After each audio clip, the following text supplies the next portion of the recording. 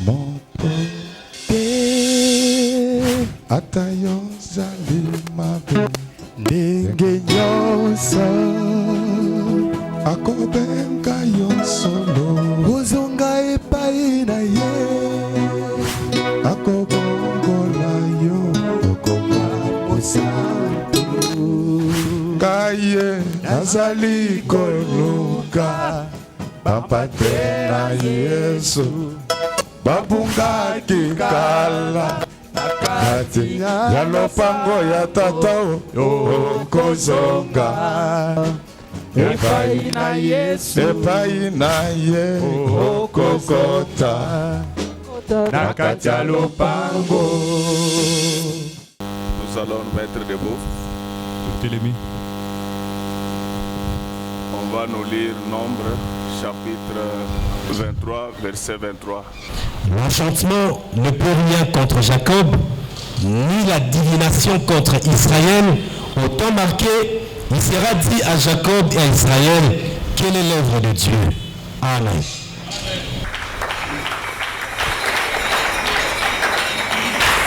Angana tamboli kati na mokili oyo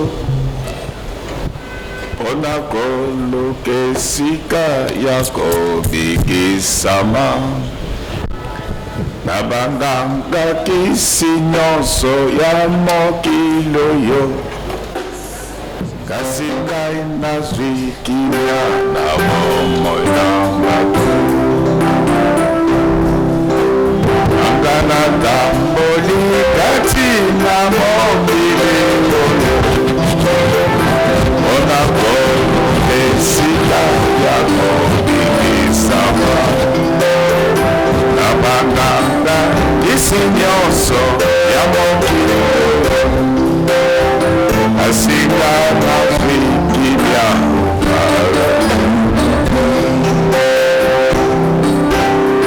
Yesu apatolaki na maloba maye nakokufa mpona bino bato na mokili nakokunda ngai nzela moko mama nsima mikolo misato ngai na mosika Yesu apatolaki na maloba maye nakokufa mpona bino bakokunda ngai nzela moko na bato nsima mikolo misato ngai na mosika tala bantoma mingi na mokili oyo bazalaki kotia lelo bakufa asila lisusu asi Yesu na biso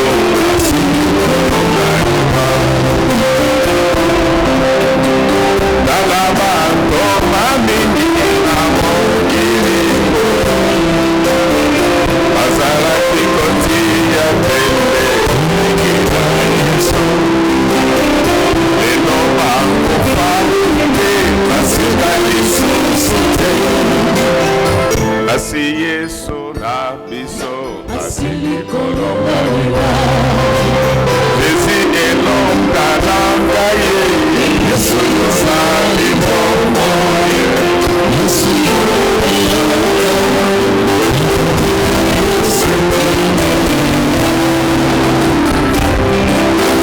Jésus makasi na ngai Yesu yosali momo Yesu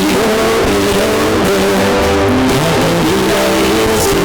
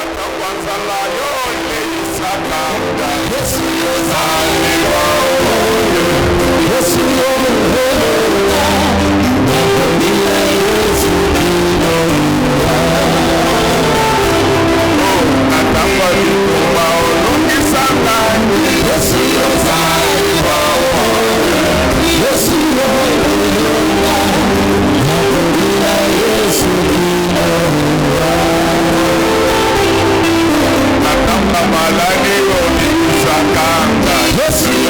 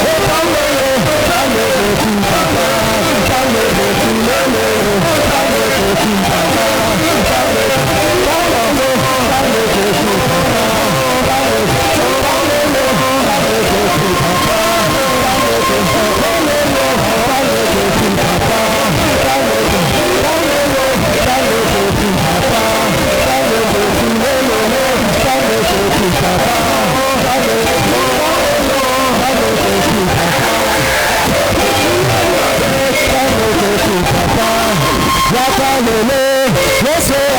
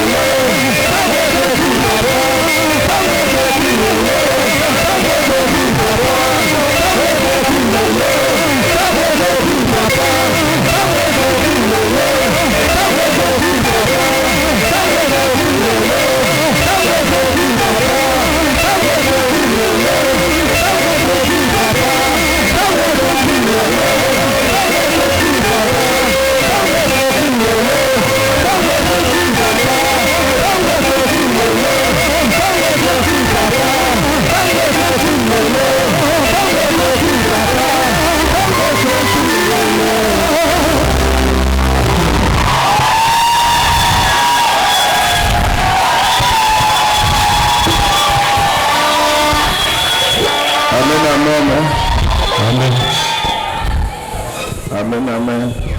Amen. Si nous sommes dans la joie, nous acclamons très fort.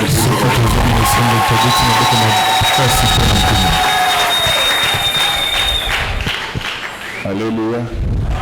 Amen. Le thème de ce matin s'intitule De la cave au grenier. De la cave au grenier. Mamana likambo atomba lelo ezali ete kouta na se ya ndako kino ne bombelo. Est-ce que nous pouvons parler très fort?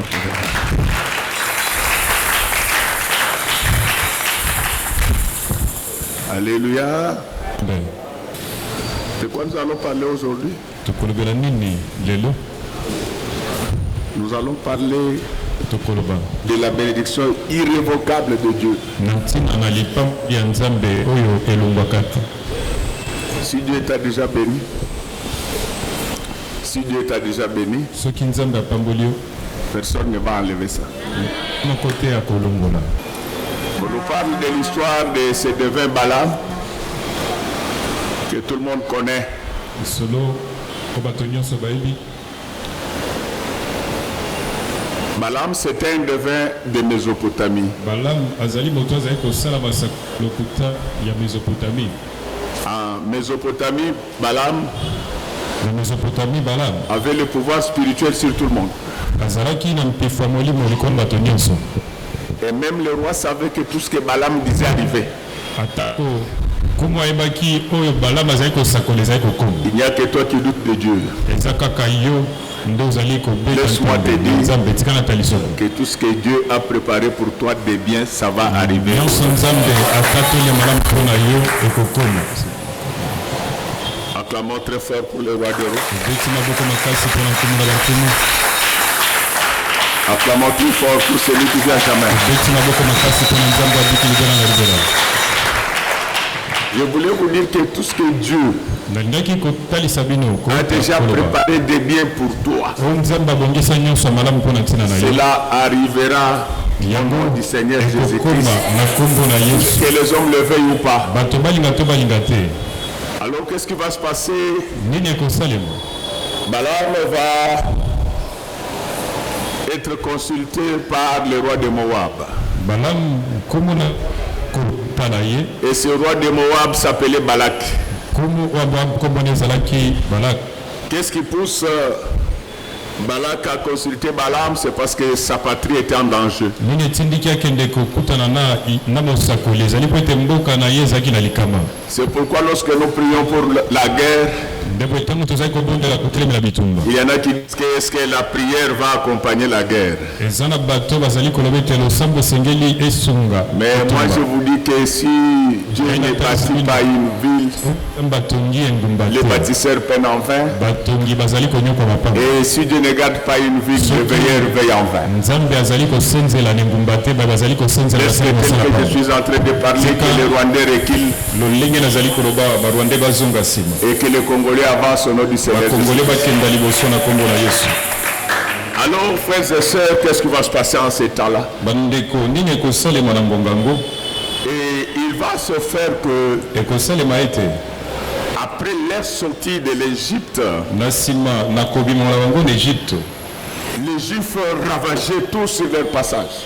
bayuda bazalaki kobebisa nyonso Jusqu'à partir de maintenant, tika kobanda sika que tu ravages tout sur ton passage. yobebisa nyonso na nzela na Selon yo qu'il est écrit, kolandisa molenge je vous komami ai donné le pouvoir napesi bino mpifo de marcher sur les serpents et les bakotambola scorpions. likolo Et rien ne pourra vous nuire. Donc, à partir d'aujourd'hui, kobanda lelo la puissance napesi bino de nguya marcher sur la mort, likolo na masumu liwa sur tout ce qui a comme difficulté dans ta vie. nyonso eza Je t'en donne le pouvoir parce que en fait toi tu es juif.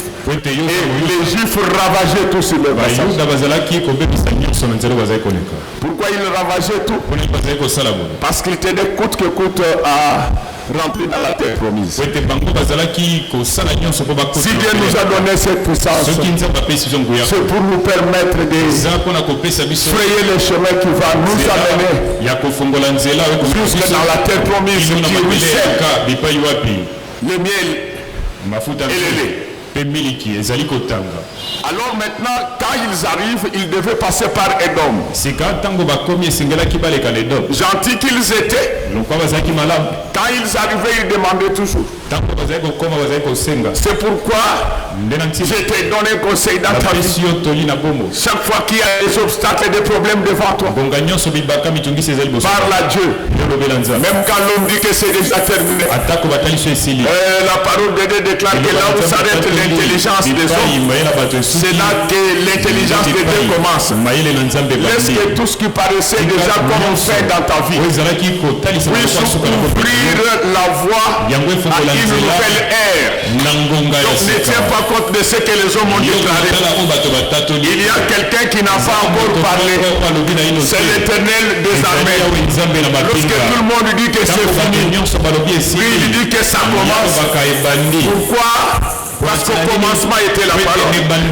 La parole était avec Dieu. Et la parole était Dieu. Et donc quand ils arrivent à Edom, ils disent à ces gens-là que nous voulons passer. Ils vont rencontrer de la résistance. Et ils vont changer de chemin.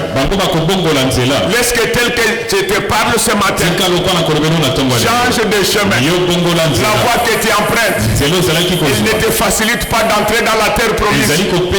Quitte la voie de l'orgueil, quitte la voie de l'impudicité, quitte la voie des mensonges, quitte la voie de tout ce qu'il y a comme péché. C'est la voie des hommes, elle ne va pas te permettre d'arriver là où se trouve le Seigneur. Tel que tu es là, malgré les problèmes que tu as maintenant, sache que déjà préparé une terre promise. La terre promise dont je parle, ce n'est pas seulement le ciel. Sache que tel que tu es là, tu as ta parcelle qui t'a été promise. Mais pourquoi vous me comprenez bien? Donc la terre promise qui nous a été promise, ce n'est pas seulement d'aller au ciel. Dans la terre promise, il y a des parcelles. C'est ainsi que la Bible dit, et tout lieu que vous la plante de tes pieds, elle te sera donnée. Tu es quinois, qui ne peut pas vivre à Kinshasa sans être connu au cadastre à la régie de la semaine. Au nom du Seigneur Jésus-Christ, avant la terre promise du ciel, par la grâce de Dieu, je te donne beaucoup de terres promises. Alléluia. Amen. Alléluia. Amen. Arriver au nom du Seigneur Jésus-Christ. Alors ils vont changer de route. À partir d'aujourd'hui, je te demande de changer de route. Quitte la voie des dômes. Prends la route des Amoréens. Alors quand ils vont arriver du côté des Amoréens, ils vont trouver la même résistance. À ce moment-là, ils vont se décider d'engager le combat. Je voulais te dire ceci. Quand tu demandes et que tu ne reçois pas, il faut déclencher le combat. C'est pourquoi avant que je termine, je bombarde les camps de tes ennemis au nom du Seigneur.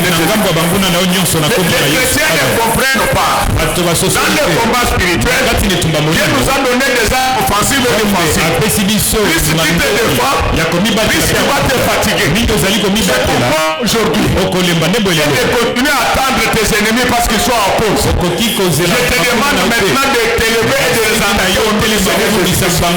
Plus tu recules, plus tu te défends, tu donnes le courage à Goliath. Ce qui avait permis à Goliath de parler pendant 40 jours, c'est parce que du côté d'Israël, il n'y avait personne. Et le jour où David arriva, les filles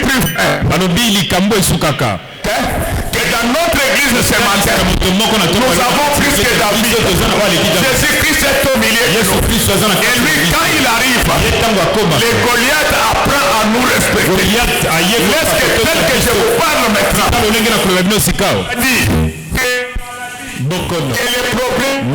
c'est l'immunité, que la souffrance, que la pauvreté, le chômage, que le célibat et la stérilité apprennent à te respecter au nom du Seigneur Jésus-Christ. Lorsque les démons commencent à vous respecter, c'est que vous êtes devenus effectivement enfants de Dieu. Regardez, il était gentil. On demandait toujours juste un chemin de passage. Les Édomites refusaient. Quand ils arrivent chez les Amoréens, même comportement. Et ces choses-là, c'est Dieu qui avait provoqué toutes ces choses-là pour qu'on sache que le Dieu d'Israël n'est pas fort qu'en Égypte, mais le Dieu d'Israël, il est fort à Édom, il est offert dans le pays des Amoréens. Et dès que je te presse ici, il est tout puissant partout, au marché, dans l'école, en politique, dans le business, même dans le mariage, il est tout puissant. Va maîtriser ton mari. Aujourd'hui, pas demain. Il va maîtriser ton mari en augmentant dose d'amour dans son cœur. Il va dire qu'il aime sa mère. Acclamons très fort. Après avoir écrabouillé les Amoréens, c'est à ce moment-là que la renommée des Juifs se répand. Quand ton Dieu va te délivrer des situations difficiles, Dieu de l'église image de l'éternel, c'est pourquoi tu dois savoir que certains combats qui t'arrivent, mais ça servira au bonheur de plusieurs. Quand les gens verront là où Dieu t'avait tiré, ils reconnaîtront que notre Dieu est tout puissant. Malgré les informations que tu peux avoir sur ton avenir, sur ta santé, ton travail, je te dis que Dieu n'a pas encore parlé. Amen. La Bible dit, mon rédempteur vivant, et il s'élève toujours. Il s'élève toujours. Donc quand tout le monde a déjà parlé, quand les médecins ont déjà parlé, quand les économistes ont déjà parlé, quand les juristes ont déjà parlé, quand les pasteurs ont déjà parlé, à ce moment, je te dis qu'aujourd'hui, moi je disparais et l'Éternel reprend sa fonction dans cette église. Moi je ne peux pas faire. Mon Dieu va le faire. Mais maintenant, afin que le monde sache que l'Éternel a le monde entier dans ses mains. Amen. Alors lorsque les Moabites comprennent que le même rouleau compresseur va passer par leur pays, ils vont maintenant solliciter le secours de Balaam. C'était un prophète, tout ce qu'il disait arrivait. Mais Balaam, c'était un prophète spécial. Il connaissait ses limites. Alléluia. Amen. Dans son péché là, il connaissait ses limites. Alors quand on vient lui parler, il dit ceci. Ça c'est moi qui ajoute. Il dit que quand vous étiez venu me voir pour les Édomites, j'étais parti directement. Quand vous étiez venu me voir pour les Madianites, j'étais venu. Mais ici vous venez attiser Israël de Dieu. Alléluia. Amen. Si tu es sorcier, sache qu'on ne bouffe pas tout le monde. On va te bouffer à la place de l'enfant de Dieu que tu comprends. Amen. La Bible dit que celui qui s'attaque à l'enfant de Dieu, il met son doigt dans la prunelle de l'Éternel. À ce moment-là, Dieu est obligé de se défendre. Donc Balaam ne comprenait pas pourquoi Balaam n'avait pas l'enthousiasme habituel. Je vous dis que tout le monde n'est pas bouffable par les sorciers. Vous pouvez même déjà l'amener. Mais quand Jésus arrivera, vous allez le retourner. N'est-ce que tel que je suis en train de parler, si on t'avait déjà pris, par les diacres, on te retourne. Si on avait pris ton mariage, tes fiançailles, tes enfants, ton travail, ton pouvoir, ton avoir, ton savoir, tout ce qu'on a pris, on retourne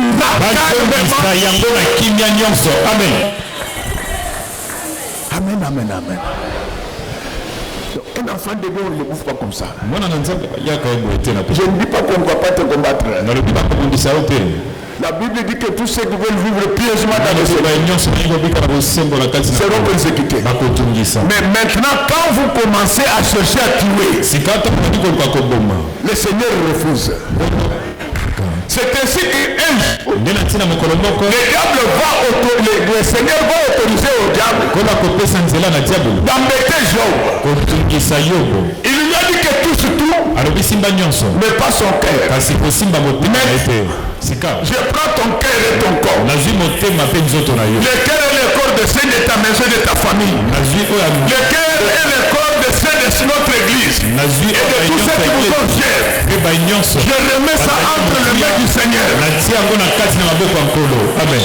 C'est ainsi qu'il y a d'autres personnes qui tombent malades. Vous avez déjà commencé à faire les préparatifs des obsèques. On vous dit qu'il s'est rétabli.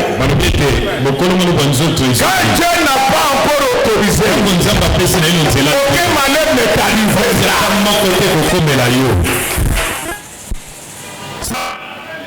C'est grand pasteur nigérien.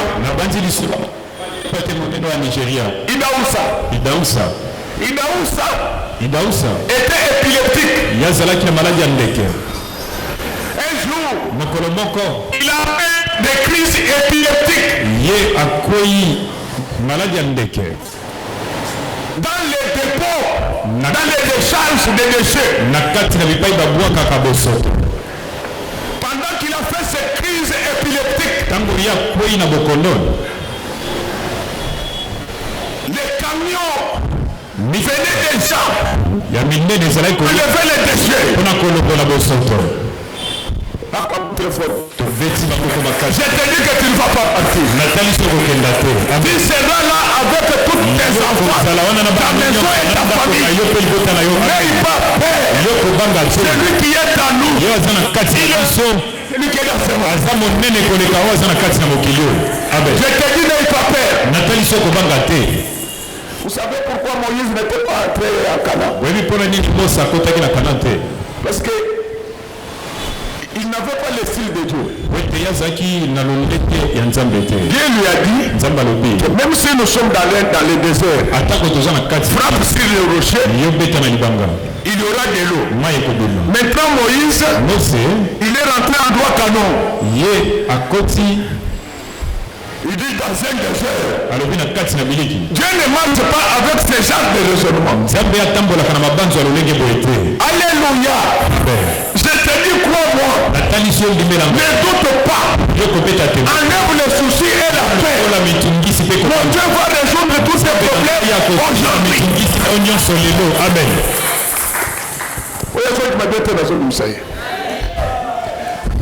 Donc Dieu n'aime pas de Moïse.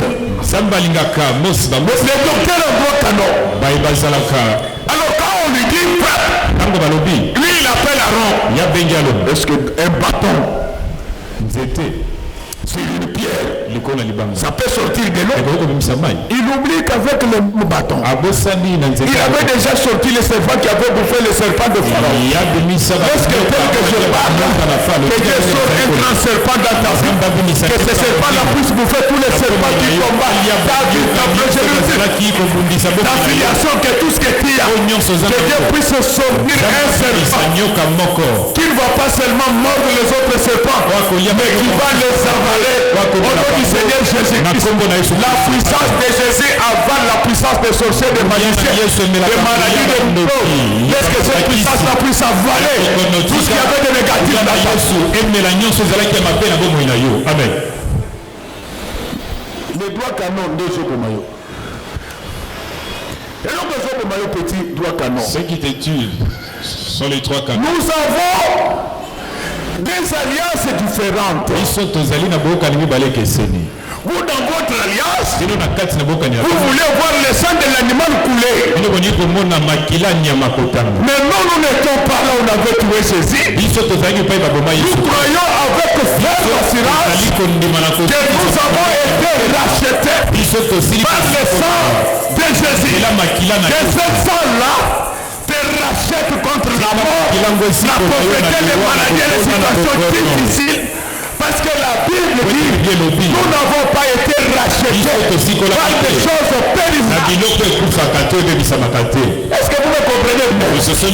Non, vous ne me comprenez pas. Moi et vous, nous n'avons pas été rachetés par des choses périssables. Les dollars périssent, les yuan périssent, la livre sterling périt.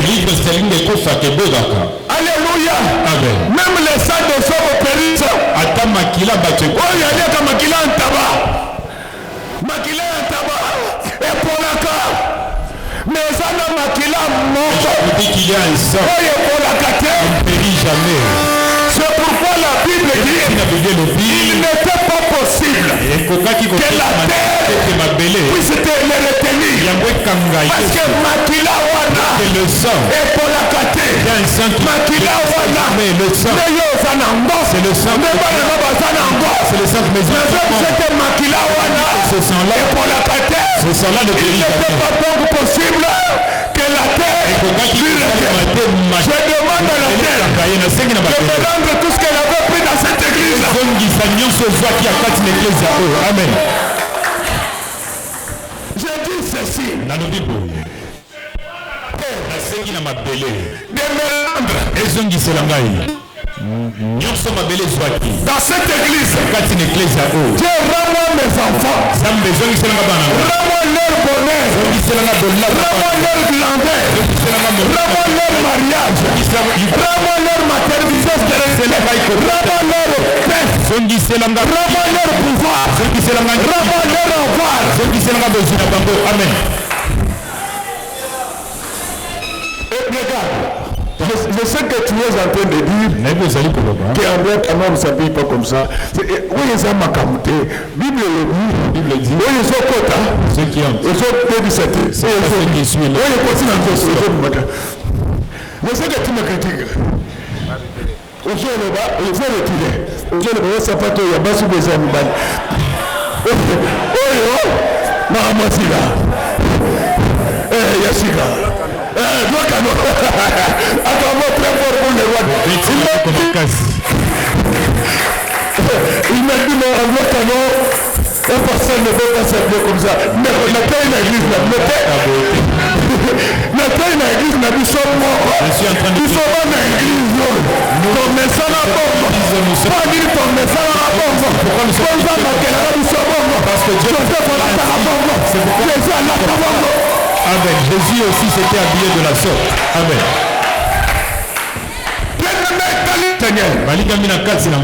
Les trois canons a empêché Moïse d'entrer dans la terre.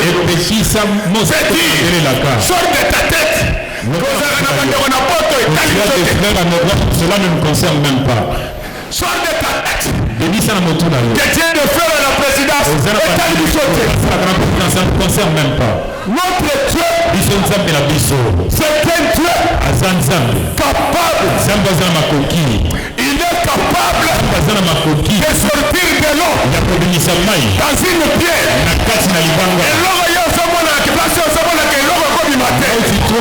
Et l'eau quelque chose sortira de là.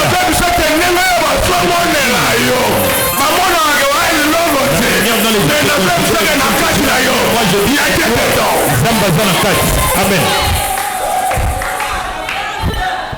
Alléluia. Amen. Dieu n'aime pas la peur. Dieu n'aime pas les doutes. Donc les trois canaux ne sauvent pas. Nous sommes dans une alliance où tout se fait par la foi. La Bible dit, crois au Seigneur Jésus-Christ, tu seras sauvé, toi et toute ta famille. N'aie pas peur. Tous tes enfants vont se marier. Tes enfants, filles comme garçons, réussiront leur vie. La Bible déclare que j'ai vieilli. Je n'ai jamais vu un juste abandonné ni sa progéniture manger du pain. Il ne sera pas le père des mendiants. Je refuse l'esprit de mendicité dans cette église. Je suis votre père.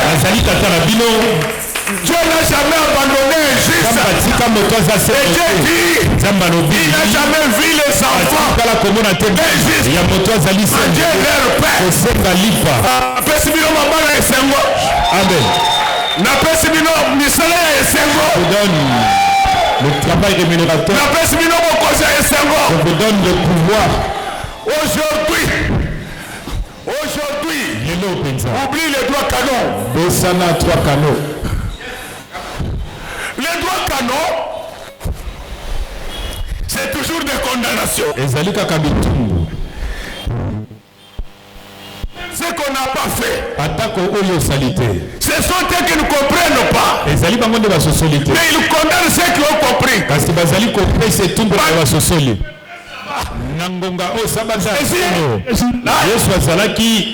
ils interdisaient les saluts les jours du sabbat.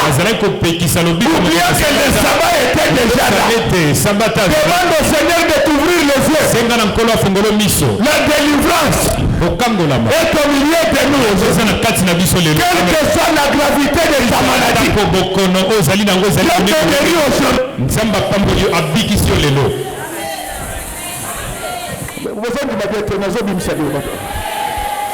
Regarde ce qui vous tue, c'est les droits canons. Alors,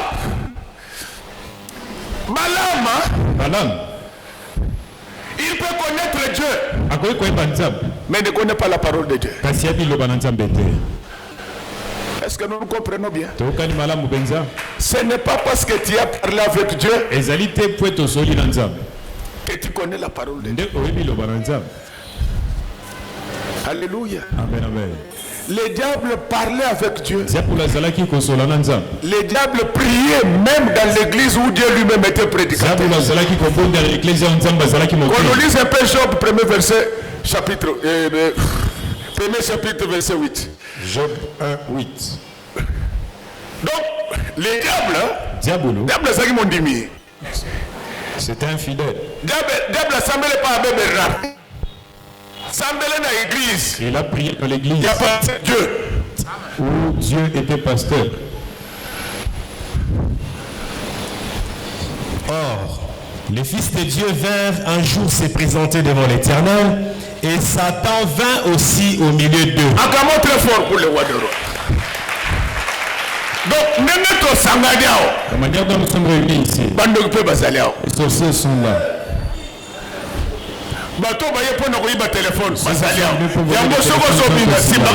C'est pourquoi il faut tenir bien ton téléphone. Alléluia. Amen. Donc les diables, non seulement qu'ils parlaient avec Dieu, vous allez voir après. Dieu ne s'est même pas intéressé à ses enfants.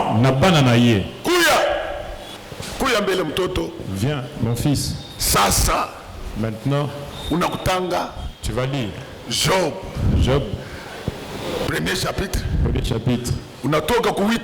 Tu vas quitter. Tu vas commencer à partir du 8e et le 9e verset. Et Satan répondit à l'Éternel. Continue. Ça veut dire commence. L'Éternel dit à Satan: as-tu remarqué mon serviteur Job? Il n'y a personne comme lui sur la terre. On commence d'abord par le 8e, place Tozalaki. Or,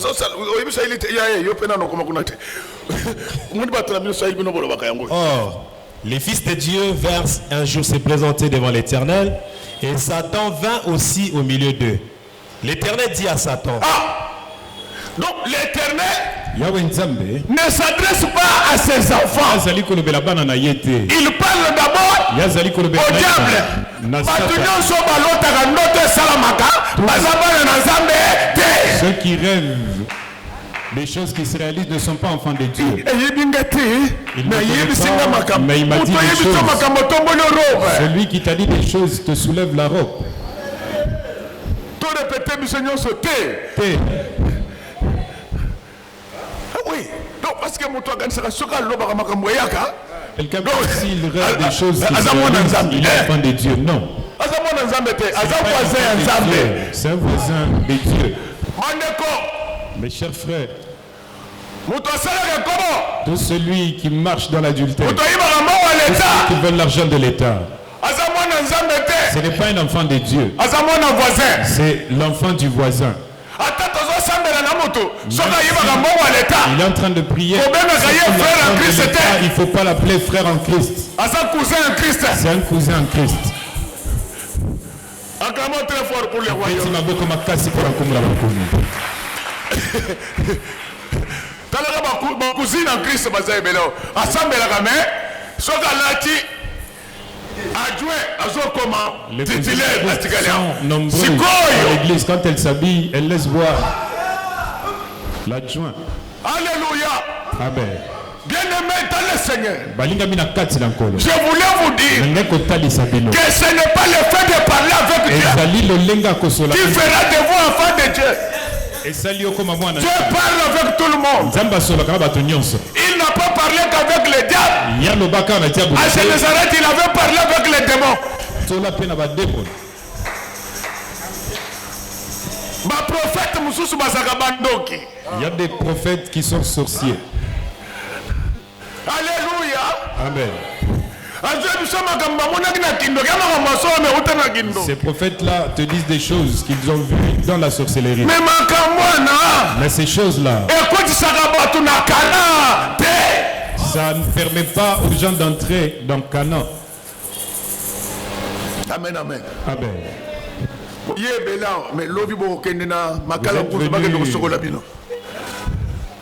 Si nombreux bapasteur yango bazosokola bino bato ya pembe nga moto yango bazosotela pour moto banguru te eza ngai oyo celui qu'on tourne la paix, c'est moi. papa moko azoba Un papa sans avandi moto intelligence. asombeli mwasi base eza ye papa wana moto asombeli mwasi base bakende kosokola ye Acheter le bassin, se dépose pour qu'on aille la même laver. soki bazokende kosokola ye okozala wana te On va la laver. okonesa makambo ya nzambe Toi, tu makambo ya peux nzambe na bassin Ce papa dit, là c'est une affaire de Dieu. tala mwasi na ye Regarde son épouse. kokota te N'entre yo pas. oyebi te ke ye plus ya égal Je ne sais pas, un plus un. moto asukoli akosokola ngai Celui qui te lave, il va aussi me laver. c'est égal combien Un. moto asokolaki yo Celui qui t'a lavé, akosokola ngai doit me laver. mais avant sokola nga Mais avant qu'il me akosa lave, biloko ya jésus na kati ya il temple va. oti ezalaki na ngai kosokola pamba kosokola pamba ezalaka namoni ye nano osokola bato te bien-aimé ta Seigneur Balinga mina kati na nkolo. Balaam parlait avec Dieu Là, bazali kolosola na mais ce n'était pas un enfant de kasi Dieu azalaki mwana nzambe te. quand Jésus est arrivé Ntango Yesu akomi, il a dit que votre oui alobi iyo na bino. soit oui Ezala iyo. papa nzambe alobaka mbala mibale te Dieu ne parle pas deux fois. soki nzambe asala biso likambo Si Dieu t'a montré kochange te quelque kosala moto chose, plaisir kochange te faut pas changer. kochange te Faut pas. nga bapoliticien ebele balingaka nga te alinga moyibi te Les politiciens ne m'aiment pas parce qu'ils savent que bamata bakita ils le veuillent. avant Jésus aya Pas avant que Jésus ne nakozala revienne. chef na bango Moi, je serai leur chef.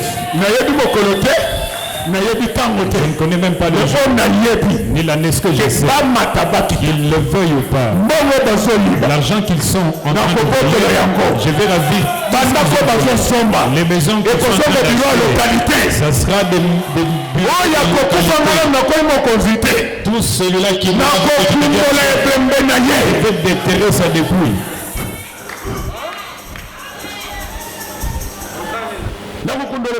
Je vais dépouiller sa dépouille. Il y aura des personnes en glace au cimetière.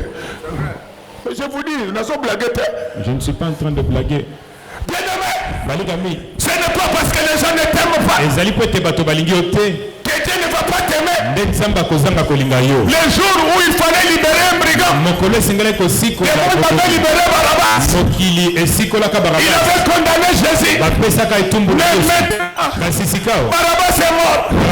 Jésus, il est vivant. Du Père. Il est célébré même par ce qu'il avait tué. Amen. Alléluia. Amen.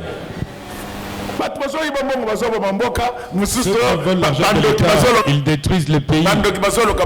Les sorciers sont en train d'ensorceler la banque centrale. Vous jouez avec les sorciers. Vous jouez comme ça avec les sorciers. Bien-aimé dans le Seigneur.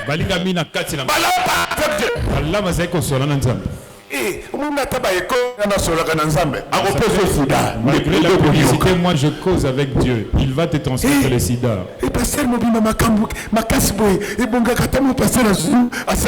Il faut. Isaac, on est en train de le chercher à Selembao. Il est là. Papa, il ne faut pas. Depuis qu'il est parti à Kitambo,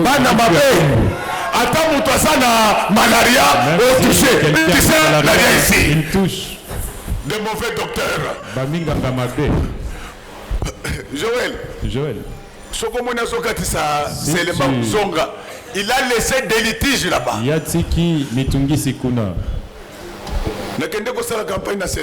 Je suis allé faire la campagne à Selembao. Isaac touché. Nous avons fait ce conseil. Tout est merveilleux.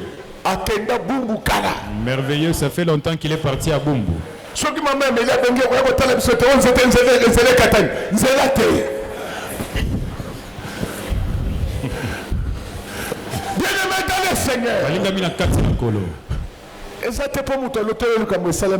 n'est pas parce que quelqu'un que ça s'est réalisé qu'il est serviteur de Dieu. Il y a des devins. Pendant que nous étions enfants, pendant que nous étions tu vois le blanc, je te montre un blanc. Alors, il va demander que tu m'as amené une affaire très importante. Ça concerne les Juifs. Je dois d'abord me concentrer. Quand il va se concentrer, Dieu va lui apparaître. Dieu n'avait pas apparu à Balaam parce que Balaam était son serviteur. Dieu avait apparu à Balaam parce qu'il voulait sauver son peuple. Amen. Amen. Amen. Amen. Alléluia. Amen. Amen. Tu n'as jamais vu Dieu. Dieu parla à Joseph, son rival, pour sauver son fils. Dieu lui dit, prends l'enfant. Même si tu es mais l'enfant.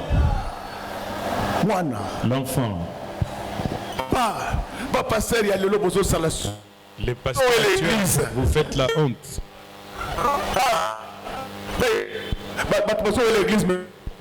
Vous avez choisi l'église, vous refusez la parole. L'enfant, vous refusez l'enfant. Vous avez refusé la parole. Ma soeur, mon frère, est-ce que tu as l'enfant? Est-ce que tu as l'enfant? Pour pour sauver son fils, mpona kobikisa mwana na ye Dieu utilise tout le monde. nzambe asaleli bato Pour sauver son fils, Dieu utilise tout le monde. On a Je compris ça. n'ai jamais oublié. asalela bato nyonso Il y a environ 10 ans, mbula eleki j'ai fait un accident grave nasala likama moko ya à moke Limete. na limete Pendant que, avant de perdre connaissance, ya mbwete na je n'ai jamais oublié. makanisi na ye na J'ai vu que namoni Félix, bapolisier koya deux qui sont venus ils ont dit il fallait qu'on le tue qu'on prenne l'argent authentique. makambo ya solo C'est pourquoi ceux qui bakuluna bayeko lukanga yao. c'est pourquoi quand les Kuluna viennent me chercher ici Bayeko lukanga yote. ils ne sont pas venus te chercher Mbongo na pesa ka bango. l'argent que je leur donne Ils se rappellent ce yote. n'est même pas ton argent Otambula ka kombo ba camarade na nga kuluna te. Ah, naboni. Naboni. Papa, j'ai vu 3 policiers avant de namona perdre bapulusu connaissance. misato ya mbona bungisa Mibale balobi to bomaye. on dit To sombo. Effectivement, j'avais l'argent. nazalaki mpe na misolo ya solo Moko lobi te. leur a dit ceci non Pasteur Godin pour bato so bayebi. le pasteur Godin Quand ils ont cité mon nom, tango batangi kombo na ngai bakuluna imata 20. les Kuluna il y en avait 20 ils sont arrivés au même moment ils leur ont dit ceci vous voulez tuer qui Je te dis que quand Dieu veut le sauver, nataliso soki nzambe alingi kobikisa yo il peut passer par un corbeau. akoki koleka ta na nzela ya nganga amen amen Je voulais te dire ngai kotaliso boye que tu seras béni même par un musulman. yo kopambola mata na musulman amen Quand Dieu veut agir, ntango nzambe alingi kosala il va parler à Balaam. Ye- Ce n'est pas que Balaam était son serviteur. ezalaki te balamu azalaki mosali na ye Pour sauver Jésus, mpona kobikisa yesu parler à la femme de Pilate. nzambe atalisa mwasi ya Mais pilate retire-toi. longwa Et beaucoup peur na nyokoki mpenza na ndoto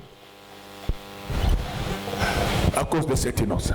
mpona ntina na Mais moto laisse ayebi tel que je parle là. tika lolenge na koloba si Là où on t'a mis, bipai batie on t'a mis tes enfants. bipai batie bana Que des discussions commencent. kobenda na ebanda amen amen amen Quand ils vont soumettre la question aux voix, ntango que ceux qui seront pour ta libération bakozala mpona soient kosikolama na plus yo nombreux bango bazala que ceux qui ebele seront contre ta libération. koleka baye bakotelemela lisiko na yo Alléluia. amen amen La Bible dit, bible elobi vous allez délier sur la terre. nyonso bokokangola Nous allons aussi délier au na ciel. tokokangola Aujourd'hui, j'ai délié tous ceux qui étaient venus lier. banyonso bayaki ya kokangwama na nkombo na yesu amen Il lui dit ne va pas. alobi kokenda te Mais lui ne savait pas que Dieu ne parle qu'une seule. kasi yayebaki te nzambe alobaka mbala moko Entre oui, alobi iyo na bino ezala iyo c'est qu'on ajoute vient oyo du babakisi malin. eutaka na Papa, boyibi nzambe soki eyebisa tata wana asimbaka bana basi awa te.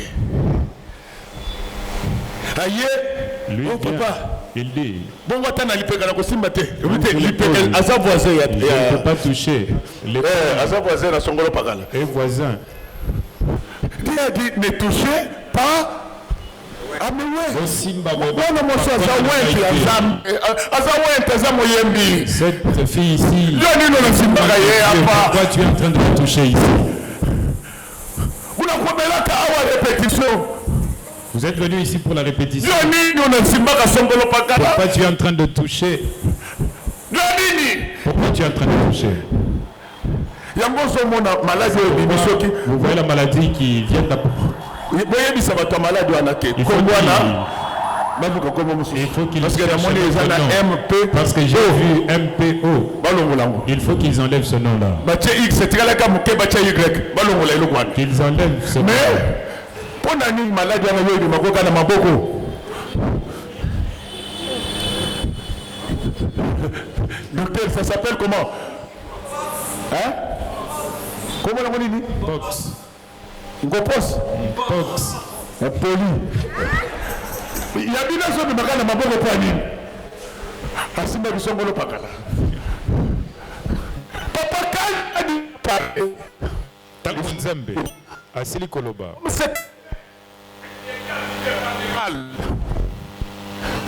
quelqu'un qui est habité par le mal mpona azalaki moto afandisamaki na mabe il va multiplier de manœuvre. Oh, attendez d'abord, je vais encore demander à Dieu. Mais Dieu t'a déjà dit, ne fais pas l'impudicité au Linginini. Qu'est-ce que tu cherches encore? Ces jeunes garçons ont le sida, tu es en train de chercher quoi? Pox, c'est seulement sur tes lèvres. Parce que ce sont tes lèvres là qui donnent des bisous.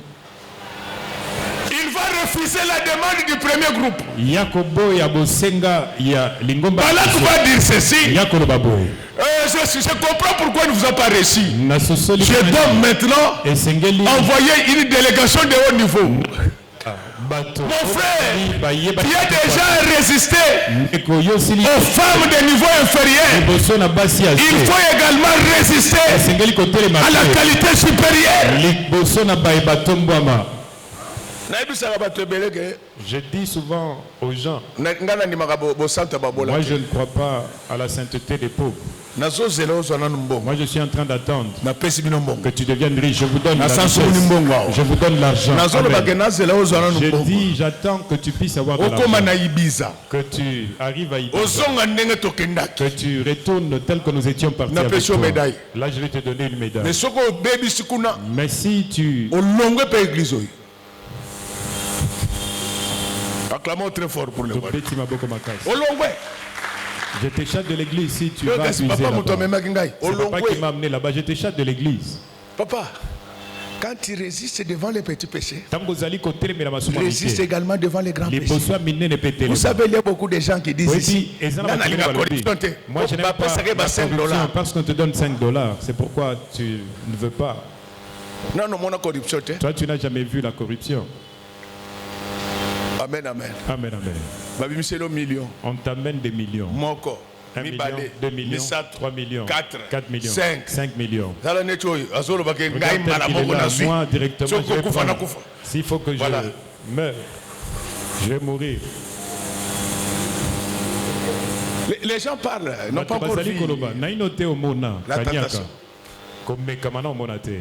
Balaam avait résisté devant la première délégation. Mais il n'a pas pu résister devant la deuxième délégation. Que Dieu t'apprenne à résister. Je dis que Dieu t'apprenne. C'est ainsi qu'il va partir. Mais quand même il partait, il était assis sur son ânesse. Dieu va déployer son ange pour empêcher Balaam d'atteindre le peuple de Dieu. Laisse que tel que je parle, si l'esprit de mort réussit en route, il rencontre l'ange de l'Éternel avec une épée nue au nom du Seigneur Jésus-Christ, qui nous bloque l'avancée de l'esprit de mort dans ta vie, dans ta maison, dans ta famille. Que l'ange de l'Éternel puisse faire stopper toutes sortes de malheurs qui s'avancent contre toi. Balaam est en route pour venir maudire les enfants de Dieu. Laisse que tout celui qui vient pour maudire tes filles, qu'il rencontre l'ange de l'Éternel avec l'épée nue. Peut-être que vous ne comprenez pas pourquoi on parle de l'épée nue. L'épée a toujours été gardée dans la housse. Lorsqu'on sort l'épée, je connais près déjà à l'utiliser. Alléluia. C'est comme maintenant quand on parle de l'arme nucléaire. Je vous dis que les États-Unis font le monitoring contre tous les pays détenteurs d'armes nucléaires. Il y a des étapes avant de déclencher. Vous le voyez souvent. Quand Poutine parle, ils disent que ce n'est pas encore évident. Ils surveillent, ils savent. Avant de déclencher, il y a des préludes. C'est ainsi que l'ange, il avait déjà sorti l'épée. Laisse qu'à partir d'aujourd'hui, sur toutes tes voies, c'est lui qui s'avancera contre toi. C'est lui qui s'avancera contre ton travail, tes projets, contre tout ce qui t'appartient. Qu'il rencontre l'ange avec l'épée.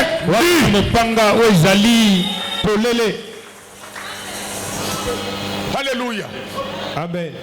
Malgré ça, il est habité par le mal. Il a commencé à frapper l'animal. À un certain moment, l'animal va cogner son pied contre le mur. Alléluia. Amen, amen. La Bible dit, ayez en vos pieds des chaussures comme des ailes. Cette fois, l'ange va mettre fin aux la mère de Balaam qui voulait faire du mal à Israël. À partir d'aujourd'hui, que tous les sorciers acharnés qui te pourchassent, que Dieu mette fin à leurs ailes, qui nous stoppe leur attaque dans les noms précieux du Seigneur Jésus. Il n'a pas compris. Il va encore continuer. À ce moment-là, Dieu va l'envoyer sur une route. Là où on pouvait partir ni à gauche ni à droite. Il a été maîtrisé par l'ange. Laisse qu'à partir d'aujourd'hui, que tous tes ennemis soient maîtrisés par la puissance du Seigneur Jésus-Christ. Que toutes tes maladies, tes problèmes, tes envoûtements soient maîtrisés par la puissance du Saint-Esprit. Et que rien ne puisse vous nuire dans les noms précieux du Seigneur Jésus-Christ. De la cave au grenier voudrait dire quoi? Lorsque vous êtes bénis par Dieu, le Seigneur ne permettra jamais que malheur vous arrive. Les malheurs dont nous parlons ici, il s'agit de malheurs fatals. Tu pourras rencontrer le problème, mais la victoire sera toujours de ton côté. Laisse que tel que je parle maintenant, que tu deviennes victorieux, que tu deviennes victorieux dans les noms précieux du Seigneur Jésus-Christ. Alléluia. Amen. Il arrive maintenant lorsque Balak apprend qu'il était déjà là. Balak, il vient l'accueillir. Il vient accueillir celui qui va faire du mal à Israël. Directement, on lui fait des sacrifices et des offrandes. Oh, depuis que le monde est monde, les hommes ont toujours été débiteurs de Dieu. Apprends à faire des offrandes et des sacrifices à ton Dieu. Les bénédictions de Dieu s'achètent lorsque les dieux sont motivés et ils passent directement à l'œuvre. C'est ce qui arriva chez Abraham. Notre Dieu, après avoir mangé, ce n'est plus Abraham qui avait sollicité les bénédictions. C'est le Seigneur qui, après avoir mangé, il avait maintenant renouvelé le programme de bénédiction d'Abraham. Tel que nous sommes là aujourd'hui, je viens de renouveler le programme de bénédiction avec le Seigneur. Il y a de nouvelles choses qui vont commencer. Avant Isaac, Abraham avait une vie. Mais après Isaac, Abraham a eu une autre vie. Amen. Alors quand il amène, il dit il faut maudire ces gens-là. Et pour maudire les enfants d'Israël, Balaam a pris trois positions. La première position c'était Abba-Phathbot. Il est monté par là. Quand il regardait, au lieu de voir la malédiction, lui ne voyait que les bénédictions. Tel que vous êtes là, vous voyez la mort, mais moi je vous vois vivant. Vous voyez la pauvreté, mais moi je vois la prospérité en vous. Mais le problème c'est la vision que Dieu a pour toi. Ne tiens pas compte de ce que les gens disent de toi. Tiens compte de ce que Dieu pense de toi. Si pour les gens tu es pauvre, pour Dieu tu es riche, et cela va s'accomplir dans le nom précieux du Seigneur Jésus-Christ. Amen. Il va encore changer de position. Quand il regarde, il va dire lui-même, je vois un astre sortir de Jacob. Et après je vois un sceptre.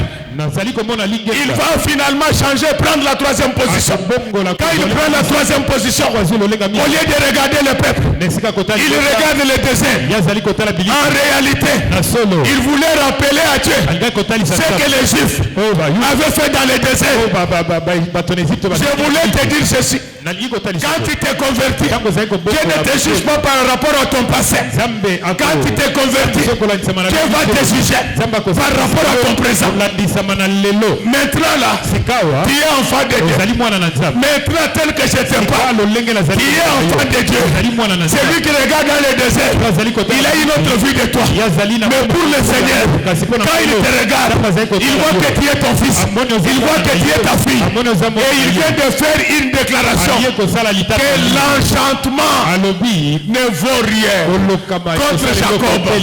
La divination ne l'emportera pas contre les enfants de Dieu.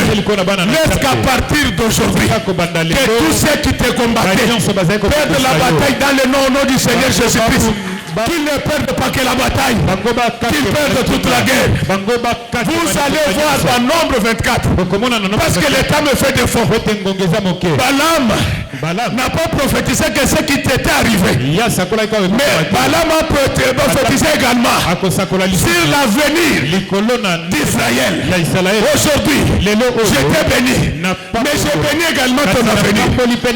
Écoutez ce que Balaam va dire dans Nombre 4, 7. Nombre 4. Nombre 24, 7. Il dit ceci. Amalek, je sais qu'il est une grande nation. Amalek dont on parle là, c'est celui dont le pasteur disent et ça dit Tumba Amalek. Non. Balaam avait dit Amalek, je sais que tu es une grande nation. Mais un jour, tu seras détruit. Au nom du Seigneur Jésus-Christ, tes ennemis acharnés, tes sorciers acharnés, tes adversaires acharnés, je les détruis dans le nom précieux du Seigneur Jésus-Christ. Amen. Les ennemis acharnés de ta maison, les ennemis acharnés de ta vie, les ennemis acharnés de notre église, enlevez ce vocable là, avec la puissance de Jésus. Nous marchons sur les serpents et les scorpions et rien. Amen. Lorsqu'on dit rien là, même Amalek ne vous fera plus rien. Les sorciers qui avaient ensorcelé tes arrière-grands-parents, tes grands-parents, tes parents qui est entré dans ta vie, aujourd'hui, répétons ensemble aujourd'hui, rien ne pourra vous nuire. Finis cette proverbe qui disait que les parents ont mangé des raisins verts. Maintenant ce sont les dents des enfants qui sont agacés. Je brise, je détruis tous les liens familiaux. Demandez-moi pourquoi. Parce que sur la croix, Jésus-Christ n'avait pas pris du verre, il avait pris du vinaigre. Donc les dents de Jésus ont été déjà agacés. Nous et vous, nous allons bien avaler nos raisins. Laisse qu'à partir d'aujourd'hui, de la cave au grenier, ça veut dire des bénédictions multidimensionnelles, multisites. Tu seras béni dans les champs, tu seras béni en ville. Laisse que tel que je parle, que Dieu bénisse tes enfants, ta maman, ton papa, tes enfants, tes neveux et nièces. C'est ce qui veut dire de la cage au grenier. Dans cette église, il n'y aura plus de pauvres, il n'y aura plus de malheureux, parce que Dieu va nous visiter. De la cage au grenier. Je suis convaincu que j'étais très utile pour vous. J'ai fini tout ce que j'étais venu dire. Maintenant, il me reste de vous dire une seule chose. C'est ça le message. Je disais que j'ai fini tout ce que j'étais venu vous dire. Maintenant, il me reste de vous dire une seule chose. C'est ça le message. Que Dieu bénisse les mamans. Que Dieu bénisse les papas. Qu'il bénisse ses servantes et ses serviteurs. Qu'il bénisse ses chants, techniciens, protocole, sécurité. Que Dieu bénisse nos enfants. Que Dieu bénisse nos ennemis. Que Dieu bénisse nos voisins. Et que Dieu bénisse notre pasteur.